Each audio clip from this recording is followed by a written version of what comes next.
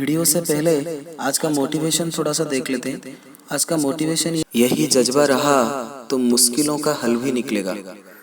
जमी बंजर हुई तो क्या, वहीं से जल भी निकलेगा। ना हो मायूस ना घबरा, अंधेरे से मेरे साथी, इन्हीं रातों के दामन से सुनहरा कल भी निकलेगा।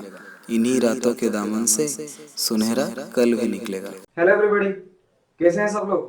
प्रिपरेशन अच्छी तरह से चल रहा है कि नहीं चल रहा? देखो, क्वेश्चन सॉल्व करते रहना चाहिए, ठीक है। जितने न्यूमेरिकल करते रहोगे आपको उतना क्या होता चलेगा, आपका एक कॉन्फिडेंस आएगा कि यार ये चैप्टर मेरे से हो रहा है, ठीक है। तो जितना ज्यादा आप क्वेश्चन सॉल्व करो, प्रिपरेशन का मतलब ये नहीं कि आप थ्योरी पढ़ते चलो, ठीक है, वो बिल्कुल नहीं होता। आप जितना ज्यादा क्वेश्चन सॉल्व करोगे, न्यूमेरिकल सॉल्व करोगे, तो उतना ज्यादा आपका सॉलिड बनता चलेगा आपका चैप्टर, ठीक है। तो ये मैं बात आपको हर बार बोल रहा हूँ, इसको थोड़ा सा ध्यान देना। चलिए, हम क्वेश्चन कर रहे थे सॉल्यूशन का, ठीक है, एलन की मॉड्यूल से। तो एलन की मॉड्यूल का एक्सरसाइज 1 हमने खत्म कर लिया था। अब हम चलते हैं एक्सरसाइज 2 की तरफ। तो एक्सरसाइज 2 में क्वेश्चन स्टार्ट होता है क्वेश्चन नंबर 131 से, ठीक है। चलिए, क्वेश्चन नंबर 131। क्वेश्चन नंबर 131 आपको दे रखा है, which of the following solution has the highest normality. इसमें से नॉर्मलिटी किसका ज्यादा है? आपको दे रखा है 8 ग्राम ऑफ पोटेशियम हाइड्रोक्साइड पर litre, n phosphoric acid, 6 gram of NaOH पर लीटर और 0.5 मोलर ऑफ H2SO। 8 ग्राम के पोटेशियम हाइड्रोक्साइड दे रखा है। इसमें से नॉर्मलिटी आपको बहुत इजीली निकल जाएगा। मुझे लगता है कि इसको मुझे सॉल्व नहीं करना पड़ेगा, ठीक है। तो ये नॉर्मलिटी का फॉर्मूला डालना, निकाल देना, ये हो जाएगा आपसे। n फॉस्फोरिक एसिड मतलब नॉर्मलिटी आपको क्या दे रखा है, 1 नॉर्मल। 6 ग्राम सोडियम हाइड्रोक्साइड इन 100 मिलीलीटर, तो यहाँ पे भी नॉर्मलिटी आप निकाल सकते हो। और 0.5 मोलर दे रखा है, तो नॉर्मलिटी होता है मोलरिटी इनटू वैलेंसी फैक्टर। तो इस तरीके से आप चेक करना, जो भी आपका ऑप्शन आएगा उसको आप टिक करना। मुझे क्वेश्चन सॉल्व करने की जरूरत नहीं है, ये आपसे हो जाएगा, ठीक है। चलिए चलिए नेक्स्ट क्वेश्चन पर आते हैं। Question number 132। क्वेश्चन नंबर 132 आपको दे रखा है, hydrochloric acid solution A and B have concentration 0.5 normal and 0.1 normal respectively. The volume of solution of A and B required to make 2 liter of 0.2 normal HCl solution, ठीक है। तो आपको option दे रखा है, तो आपको दो सॉल्यूशन दे रखा है A and B HCl solution का, दो सॉल्यूशन जिसका कंसेंट्रेशन एक का है 0.5 नॉर्मल, एक का है आपका कितना 0.1 नॉर्मल। अब फाइनली आपको पूछा है कि 2 लीटर वाला 0.2 नॉर्मल का सॉल्यूशन बनाओ। तो इसको सॉल्व करने के लिए फॉर्मूला क्या आ जाएगा, ये नॉर्मलिटी दे रखा है, तो N1V1 plus N2V2 is equal to आ जाएगा कितना, N नेट V नेट, ठीक है। ये वाला फॉर्मूला आप यूज कर देना। तो N1V1, N1 आपको कितना दे रखा है, नॉर्मलिटी आपको दे रखा है 0.5, ठीक है। और V1 ये आ गया आपका V1 प्लस N2 आपको कितना दे रखा है, N2 आपको दे रखा है 0.1, ये आ जाएगा आपका V2। नेक्स्ट N नेट आपको पूछा है 0.2 इंटू V नेट आपका कितना है 2 लीटर, तो ये आ जाएगा 2 लीटर, ठीक है। अब यहाँ पर ये आ जाएगा आपका 0.5 into V1 plus 0.1 into V2 that is equal to 0.4, ठीक है। ये हो गया। अब इसमें ये सोचो कि इसमें से कौन सा वैल्यू पुट अप करोगे तो ये 0.54 आ जाएगा, 0.5 लीटर ऑफ A। तो यहाँ पर अगर 0.5 और ये आ जाएगा आपका 1.5 लीटर ऑफ B, तो 0.5 और 1.5 डालोगे तो ये आ जाएगा 0.25 और ये आ जाएगा आपका 1.5, ठीक है। 1.5 litre of A and 0.5 litre of B। Next आ जाएगा 1 litre of A, 1 litre of B। Next आ जाएगा 0.75 litre of A, 1.25 litre of B। तो पहले वाला पुट अप करते हैं। तो यहाँ पर A का दे रहा है, तो मतलब V1 आपको दे दिया 0.5 लीटर, V2 आपको कितना दे दिया 1.25 लीटर। अगर इसको पुट अप करते हैं तो 0.5 इंटू 0.5 प्लस 0.1 इंटू 1.5, तो ये आ जाएगा आपका कितना 0.5, ये मतलब आएगा 0.25 प्लस 0.15, 0.25 0.15 का फाइनल वैल्यू कितना आ रहा है 0.4। तो मतलब यही आंसर सही है, ठीक है। तो इसको सॉल्व करने के लिए ट्रिक यही था कि N1V1 plus N2V2 is equal to N net V net, ठीक है। N1 आपको दे रखा है, N2 आपको दे रखा है, N8 और V0 भी आपको दे रखा है। तो ये N8 V8 आ रहा है 0.4। तो इसमें से किसका कौन सा V1 V2 अगर पुट अप करेंगे तो फाइनली आपको 0.4 आ जाएगा। तो V1 V2 दे रखा है हर एक ऑप्शन में, एक एक ऑप्शन का वैल्यू लेना, पुट अप कर देना, देख लेना जो भी हो जाएगा। ठीक है, तो ये हो गया आपका क्वेश्चन नंबर 132। समझ में आया कि नहीं समझ में आया? समझ में आ रहा है ना बच्चा? ठीक है, ओके। नेक्स्ट क्वेश्चन पर आते हैं, क्वेश्चन नंबर 133। क्वेश्चन नंबर 133 आपको दे रखा है aqueous solution of glucose is 10% in strength, the volume in which 2 gram mole of it is dissolved will be। ये आपको ऑप्शन दे रखा है। तो क्वेश्चन में दे रखा है कि aqueous solution of glucose is 10% in strength, तो इसका स्ट्रेंथ जो है दैट इज 10%। तो 10% इन स्ट्रेंथ का मतलब ये है कि 10 gram of glucose is present in 100 millilitre solution. तो आपको पूछा है कि 2 ग्राम मोल कितने में आएगा। तो 2 ग्राम मोल मतलब कितना, 2 मोल। तो 2 मोल मतलब 1 मोल होता है ग्लूकोज का कितना, 180 ग्राम। 2 मोल मतलब 2 into 180 that is equal to बनेगा 360 ग्राम। तो पूछ रहे 360 ग्राम किस में आएगा। तो 10 ग्राम आ रहा है 100 मिलीलीटर में, तो 1 ग्राम किस में आ जाएगा, is present in 10 millilitre solution. आपको कितना चाहिए, 360 ग्राम। 360 ग्राम आ जाएगा किसमें, 10 into 360 millilitre that is equal to 3600 millilitre. तो इसको आप लीटर में कन्वर्ट करोगे that is equal to 3.6 litre solution. ठीक है, यूनिटरी मेथड से मैंने इसको सॉल्व किया, इसमें ज्यादा कोई दिक्कत वाली बात नहीं थी। मुझे उसमें पूछा था कि ग्लूकोज जो है उसका स्ट्रेंथ दे रखा है 10%। ठीक है, 10% स्ट्रेंथ का मतलब यही है कि 10 gram of glucose is present in 100 millilitre solution. समझ में आ रहा है कि नहीं आ रहा? ठीक है, स्ट्रेंथ का मतलब वही होता है। ठीक है, तो 10 ग्राम अगर आपका 100 मिलीलीटर सॉल्यूशन में आ गया तो 1 ग्राम किस में आ जाएगा, तो 1 ग्राम आ जाएगा 10 मिलीलीटर में। आपका 2 मोल दे रखा है, 2 मोल मतलब कितना ग्राम, 360 ग्राम। तो 360 ग्राम किस में आ जाएगा, 360 ग्राम आ जाएगा 360 into 10 that is equal to 3.6 litre solution. ठीक है, समझ में आया कि नहीं समझ में आया? चलिए नेक्स्ट क्वेश्चन पर आते हैं, क्वेश्चन नंबर 134। क्वेश्चन नंबर 134 आपको दे रखा है which one has the highest boiling point. ये बहुत ही सिंपल क्वेश्चन है। देखिए बॉइलिंग पॉइंट किसका ज्यादा आएगा, जिसका डेल्टा टी भी ज्यादा है, एलिवेशन ऑफ बॉइलिंग पॉइंट। तो डेल्टा टी भी किसका ज्यादा आएगा, जिसका आई ज्यादा आएगा। Delta T equal to molarity into KB into i. तो इसमें से आप चेक करना आई किसका ज्यादा आ रहा है, क्योंकि देखिए कंसंट्रेशन यहाँ पर हर किसी का नॉर्मलिटी में लेना है। देखिए यहाँ पर प्रॉब्लम क्या होता है, कंसंट्रेशन इधर नॉर्मलिटी में दे रखा है, इधर मोलरिटी में दे रखा है। तो ये बात याद रखना, कंसंट्रेशन जो होता है हरदम आप किस में लो, नॉर्मलिटी में ही लो। ठीक है, तो यहाँ पर कंसंट्रेशन 0.1 नॉर्मल, यहाँ पर कंसंट्रेशन 0.1 नॉर्मल, यहाँ पर कंसंट्रेशन जो आ जाएगा दैट इज नॉर्मलिटी जो आ जाएगा, normality is equals to molarity into valency factor. यहाँ पर वैलेंसी फैक्टर क्या है, ये Al2SO4O3 जब टूटेगा ये बनेगा 2 aluminium plus 3 and 3SO4 minus 2। तो इसमें जो वैलेंसी आ जाएगा दैट इज आ जाएगा पॉजिटिव चार्ज और नेगेटिव चार्ज। पॉजिटिव चार्ज आपका कितना है, +6, नेगेटिव चार्ज आपका कितना है, -6। तो ये बन जाएगा 0.6 normal. Normality is equal to molarity into valency factor. तो मोलरिटी 0.1, इसको हम 6 से मल्टीप्लाई करेंगे that is equal to 0.6 normal.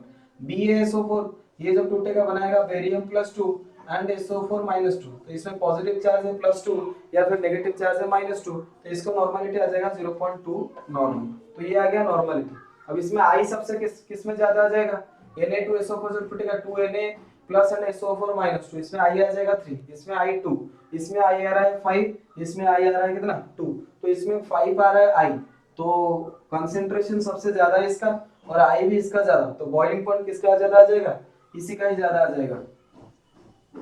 ठीक है, तो ये आ जाएगा 134। क्वेश्चन नंबर आ जाएगा ऑप्शन नंबर 3। क्वेश्चन नंबर 135 आपको दे रखा है the vapour pressure of a solvent decreases by 10 millimetre Hg when a non-volatile solute is added to the solvent। ठीक है, सही बात है। The mole fraction of solute is the in the solution is 0.2। तो यहाँ पर मोल फ्रैक्शन ऑफ सॉल्यूट आपको दे दिया that is equal to 0.2। What should be the mole fraction of solvent if the decrease in vapor pressure is to be 20 millimeter Hg। Okay, तो जब आपको delta P जो होता है that is equal delta P by P0 जो होता है that is होता है मोल फ्रैक्शन ऑफ सॉल्यूट। ये आपको पता है delta P by P0 relative lowering of vapour pressure that is equal to क्या होता है, मोल फ्रैक्शन ऑफ सॉल्यूट। तो डेल P0 जो होता है वो कांस्टेंट होता है, कांस्टेंट टेंपरेचर P0 कांस्टेंट, तो इंप्लाइज दैट डेल्टा P जो आ जाएगा that is directly proportional to mole fraction of solute. ठीक है, तो यहाँ से आप रेशियो बना लेना, delta P1 divided by delta P2 is equal to mole fraction of solute 1 divided by mole fraction of solute कितना बन जाएगा 2। तो वो पूछ रहा है कि इनिशियली डेल्टा P कितना था 10, अब कितना बनेगा 20। तो initially mole fraction of solute कितना था 0.2, अब कितना आ जाएगा, that is mole fraction of solute. अब हमें निकालना है, तो इंप्लाइज दैट ये आ जाएगा कैंसल आउट, तो mole fraction of solute second case में आपका कितना बनेगा, that is equal to 2 into 0.2, तो ये आ जाएगा 0.4। क्वेश्चन में आपको पूछा है what should be the mole fraction of solvent, तो सॉल्वेंट का मोल फ्रैक्शन कितना आ जाएगा 1 minus 0.4, that is equal to 0.6, तो ये आ जाएगा आपका फाइनल आंसर ऑप्शन नंबर 3। ठीक है, क्वेश्चन आपको समझ में आया कि नहीं है? क्वेश्चन बहुत ही इजी क्वेश्चन दे रखा था। क्वेश्चन आपको दे रखा था कि vapour pressure of solvent decreases by 10 millimetre Hg when a non volatile solute is added to it. जब नॉन वोलेटाइल सॉल्यूट आप ऐड किए सॉल्वेंट में तो उसका वेपर प्रेशर 10 मिलीमीटर Hg का कम हो गया, तो मतलब डेल्टा पी आपको दे रखा था। तो हमने देखा कि delta P by P not जो होता है मोल फ्रैक्शन ऑफ सॉल्यूट, ये फार्मूला राउस लॉ से आपको पता होगा। अब यहाँ से पी नॉट तो कांस्टेंट होगा, तो इससे मैंने निकाल दिया कि delta P directly proportional to mole fraction of solute. Okay, अब तो delta P by delta P1 divided by delta P2 is equal to mole fraction of solute 1 divided by mole fraction of solute 2। तो delta P1 divided by delta P जो आ जाएगा, delta P1 आपको दे रखा है कितना 10 मिलीमीटर Hg। सेकंड से मुझे पूछा है कि what should be the mole fraction of the solvent if the vapour pressure decrease in vapour pressure 20। तो initially decrease in vapour pressure था 10, उसके बाद डिक्रीज इन वेपर प्रेशर 20। अब number of moles mole fraction दिया है यहां पर 0.2, तो यहां पर मोल फ्रैक्शन कितना लगेगा 0.4 आ जाएगा। तो ये आ गया आपका मोल फ्रैक्शन ऑफ सॉल्यूट। तो जब मोल फ्रैक्शन ऑफ सॉल्यूट बनेगा आपका 0.4, तब आपका वेपर प्रेशर डिक्रीज होगा 20। वो पूछा है कि मोल फ्रैक्शन ऑफ सॉल्वेंट कितना, भाई 0.4 अगर सॉल्यूट आ गया तो 1 से माइनस करोगे तो 0.6 आ जाएगा, वो आ जाएगा आपका मोल फ्रैक्शन ऑफ सॉल्वेंट। ठीक है, ओके, समझ में आ रहा है कि नहीं समझ में आ रहा है बेटा? ठीक है, तो जो कुछ भी डाउट है ना आप मेरे से पूछ सकते हो, कोई प्रॉब्लम नहीं। चलिए क्वेश्चन नंबर 136 पर आते हैं। क्वेश्चन नंबर 136 आपको दे रखा है कि which of the following plots does not represent the behavior of an ideal binary liquid solution। तो इसमें से कौन एक आइडियल बाइनरी लिक्विड सॉल्यूशन को रिप्रेजेंट नहीं करता? ठीक है, ऑप्शन दे रखा है plot of PA versus XA is linear. Obviously PA जो होता है partial pressure of A is directly proportional to XA आएगा, तो डायरेक्टली प्रोपोर्शनल मतलब लीनियर, तो ये भी लीनियर। पी टोटल भी आ जाएगा लीनियर। यहाँ पे plot of P total versus mole fraction of A is non linear, तो नॉन लीनियर ग्राफ बिल्कुल नहीं आता। आइडियल सॉल्यूशन में नॉन लीनियर ग्राफ नहीं आएगा। नॉन आइडियल सॉल्यूशन जो होता है उसमें क्या आता है आपका नॉन लीनियर ग्राफ आता है। आइडियल मतलब लीनियर ग्राफ आएगा, तो ये वाला ऑप्शन हो जाएगा। तो इसमें आपका पॉसिबल नहीं होगा क्या, आपका नॉन लीनियर ग्राफ ये जो है ये पॉसिबल नहीं होगा। तो ये था क्वेश्चन नंबर 136।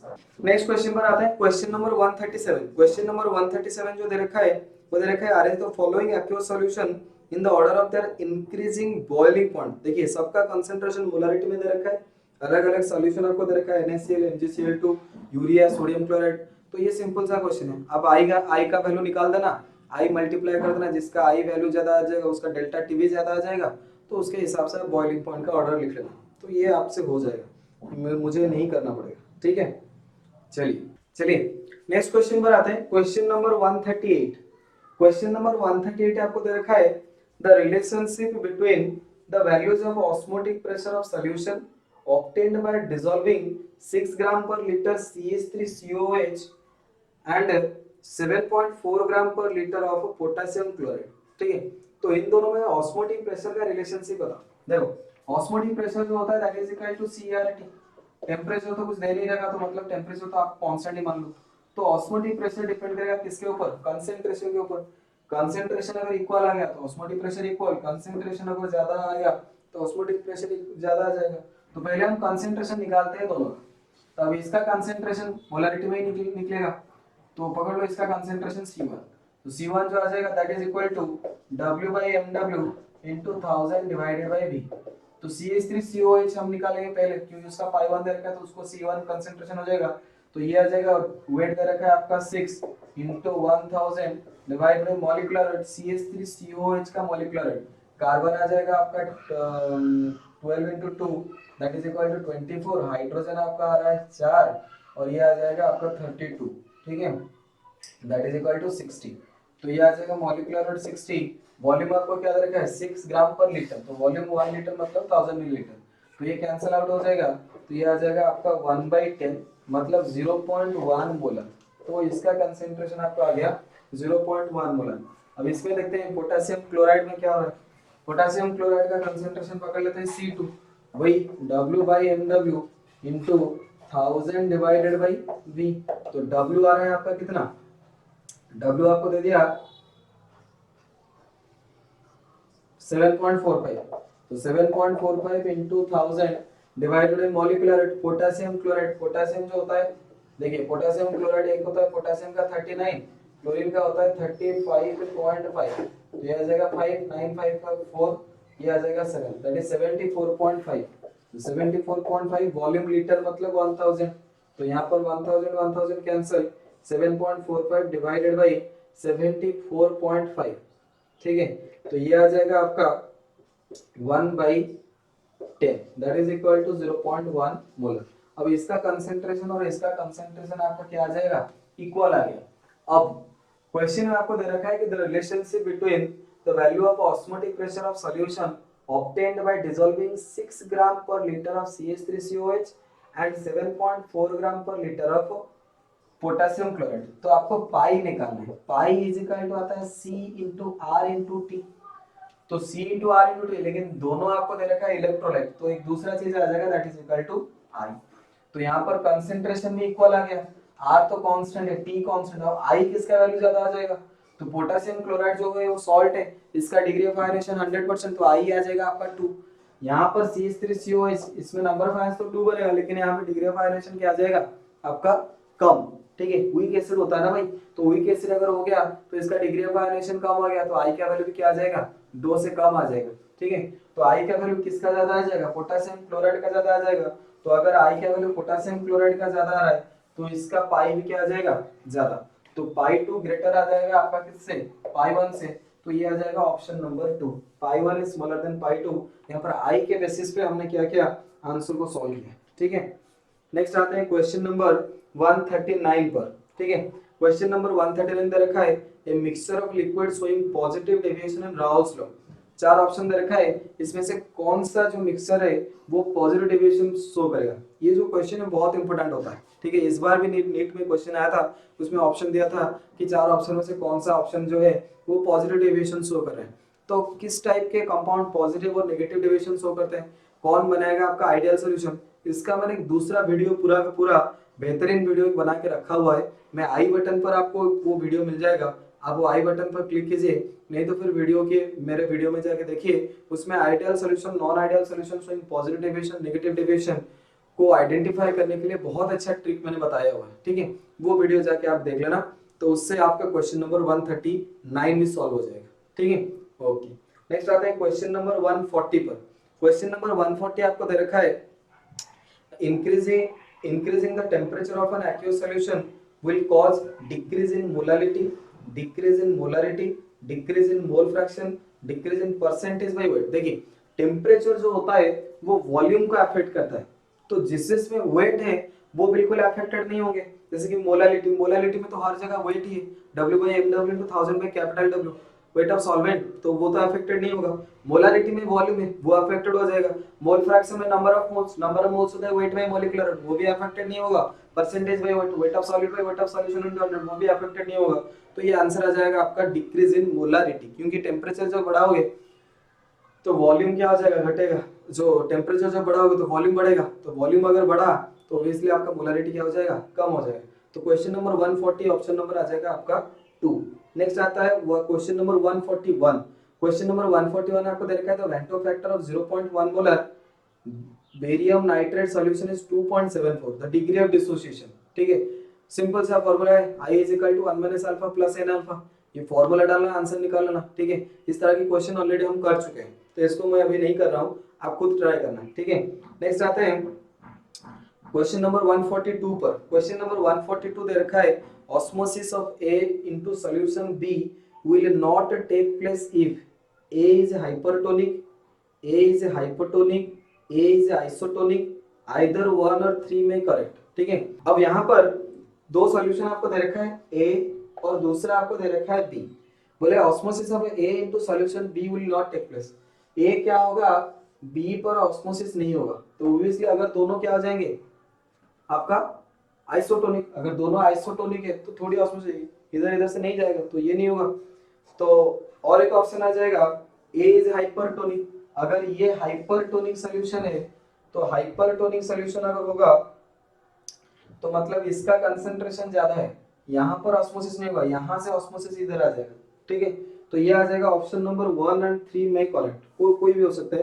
तो यहाँ पर ए हाइपरटोनिक अगर होगा तो भी ऑस्मोसिस यहाँ से नहीं होगा, उधर से होगा। दोनों अगर आइसोटोनिक हो गया तो भी नहीं होगा। तो ये आ जाएगा option number 142, question number 142, option number 4। Okay, next आते हैं।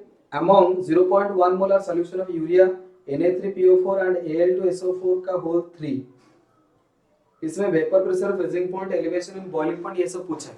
देखिए जिसका आई ज्यादा, ठीक है, रिलेटिव लोअरिंग वेपर प्रेशर ज्यादा आएगा, जिसका डेल्टा आई ज्यादा उसका डेल्टा टी भी ज्यादा, तो बॉइलिंग पॉइंट ज्यादा आ जाएगा। जिसका आई ज्यादा उसका डेल्टा टीएफ ज्यादा, लेकिन फ्रीजिंग पॉइंट क्या आ जाएगा, कम। तो इस ट्रिक को याद रखना, इसके हिसाब से आप क्वेश्चन सॉल्व कर सकते हो। क्वेश्चन नंबर 143 अगर नहीं हुआ तो मेरे से फिर से पूछ लेना, मैं आपको फिर से बता दूंगा।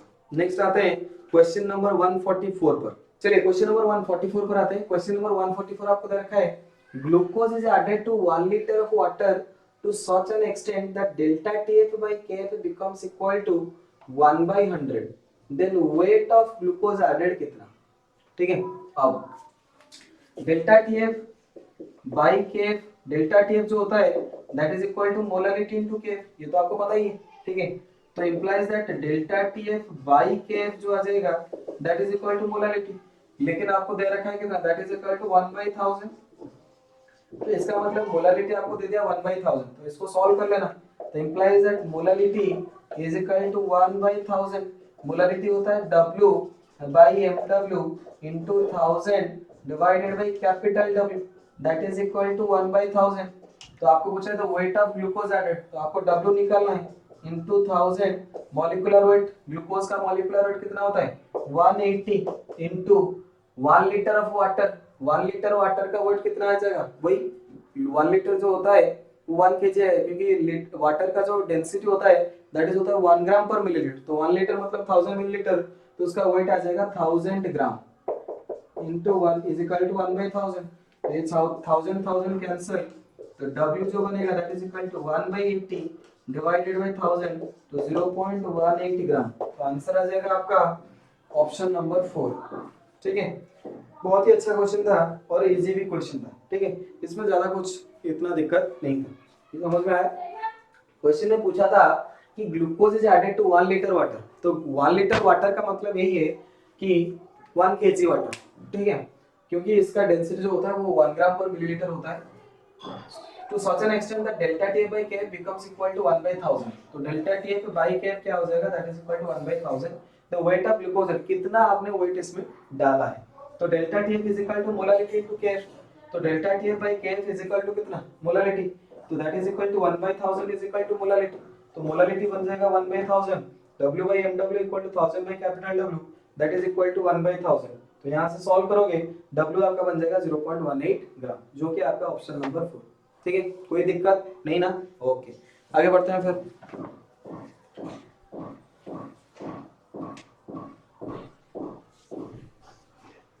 नेक्स्ट आता है क्वेश्चन नंबर 145 पर। क्वेश्चन नंबर 145 दे रखा है, vapour pressure of solution of 5 gram non electrolyte in 100 gram water at a particular temperature is 2985 newton per metre square, vapour pressure of pure water, the molecular rate कितना।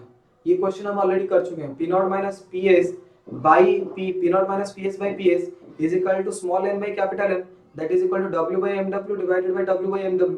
इस फॉर्मूले को आप use करना, ये क्वेश्चन आपसे हो जाएगा, मुझे करने की जरूरत नहीं है, ठीक है। नेक्स्ट क्वेश्चन पर आते हैं, how many grams of non volatile solute having a molecular rate 90 are to be dissolved in 97.5 gram water to decrease the vapor pressure of water by 2.5%, ठीक है। ये भी क्वेश्चन हो जाएगा वही, P not minus P S by P S is equal to small n by capital N, ये वाला formula आप यूज करना, ये हो जाएगा। नेक्स्ट आता है क्वेश्चन नंबर 147 पर। क्वेश्चन नंबर 147 आपको दे रखा है, colligative properties depend upon, option दे रखा है relative number of solute, in solution, relative number of solute molecules in solution, nature of solvent, relative number of solute molecule in solvent and the nature of solute, relative number of solute molecule and the nature of solute and solvent, relative number of solute molecule irrespective of the nature of solute and solvent। तो ये option number 4 जाएगा, जो कि easy question है, ये मेरे को बताने की जरूरत नहीं थी। चलिए नेक्स्ट क्वेश्चन पर आते हैं, क्वेश्चन नंबर 145। वही वेपर प्रेशर का क्वेश्चन है, P0 माइनस PS का आप फॉर्मूला डालना। नहीं, यहाँ पर vapour pressure of 2 pure liquid A and B दे रखा है, टोटल प्रेशर भी आपको दे रखा है, तो इसमें number total pressure of solution PS पूछा है, तो राउल्स लॉ डाल देना, PS is equal to P0 into x plus P0 भी इनटू x भी। इस तरीके से आपका हो जाएगा, ये मेरे को करने की जरूरत नहीं है। क्वेश्चन नंबर 149 पर आते हैं, equimolar aqueous solution of glucose, sodium chloride, barium nitrate दे रखा है, वेपर प्रेशर किसका कितना आएगा, I का वैल्यू के हिसाब से आपको सॉल्व कर लेना, ठीक है। जिसका वेक्टर फैक्टर जितना ज्यादा आ जाएगा उसके हिसाब से वेपर प्रेशर क्या होता है, डिक्रीज होता है, उसके हिसाब से आप एक क्वेश्चन सॉल्व करना, अगर नहीं आया तो मेरे को बताना, ठीक है। तो कुछ क्वेश्चन है जिसको मेरे को करने की जरूरत नहीं है, जो इंपॉर्टेंट क्वेश्चन मैं आपको करवा रहा हूँ, ठीक है, फिर भी मैं मैक्सिमम क्वेश्चन सॉल्व करने की मतलब कोशिश करता हूँ। चलिए क्वेश्चन नंबर 150 पर आते हैं। 150 दे रखा है, what is the freezing point of solution 8 gram of 8.1 gram of HBr in 100 gram water is 90% ionise. 90% ionise दे रखा है, मतलब आपको I निकालना पड़ेगा। I इज इक्वल टू बन जाएगा आपका 1 माइनस अल्फा एन अल्फा, ठीक है। यहाँ से आप I निकाल लेना, उसके बाद आपको पूछा है फ्रीजिंग पॉइंट कितना, तो इसमें डेल्टा टी निकलेगा, delta T equal to molality into KF into I। अब ये सॉल्व करना, उसके बाद आपका फ्रीजिंग पॉइंट भी निकल जाएगा, ठीक है। इजी क्वेश्चन है, मेरे को नहीं लगता कि ये मुझे करना चाहिए। ओके चलिए, तो यहाँ पर क्वेश्चन नंबर 150 हमारा खत्म हुआ, तो नेक्स्ट पार्ट में हम आगे बढ़ेंगे।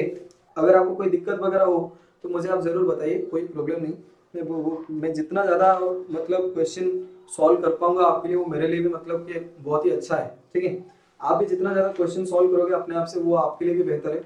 तो क्वेश्चन सॉल्व करते रहिए और ज़्यादा लोड लेने की ज़रूरत नहीं है। अगर क्वेश्चन नहीं हो रहा है तो मैं करूँगा ना, ठीक है। चलिए।